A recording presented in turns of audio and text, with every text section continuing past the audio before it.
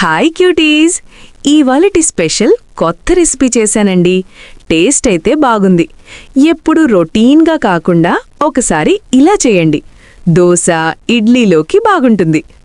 కడాయిలో ఆయిల్ వేసుకొని 1 కప్ వేరుశెనగగుళ్ళు వేసుకొని 4 వెల్లుల్లిపాయలు, జీలకర్ర, ఎండుమిరపకాయలు వేసి బాగా ఫ్రై చేసి మిక్సర్ జార్లో తీసుకొని చల్లారపెట్టుకోవాలి. అదే కడాయిలో ఉల్లిపాయలు, టమోటాలు వేసి కొంచెం పుదీనా, 1 స్పూన్ ఉప్పు, కొంచెం చింతపండు వేసి బాగా కలుపుకొని మగ్గించాలి. బాగా మగ్గిపోయాక మిక్సర్ జార్లోకి తీసుకొని చల్లారాక గ్రైండ్ పక్కన పెట్టుకోవాలి.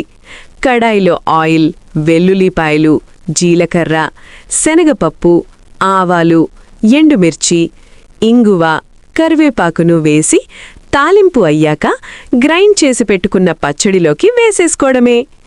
ఇది చట్నీ టిఫిన్స్లోకి బాగుంటుంది.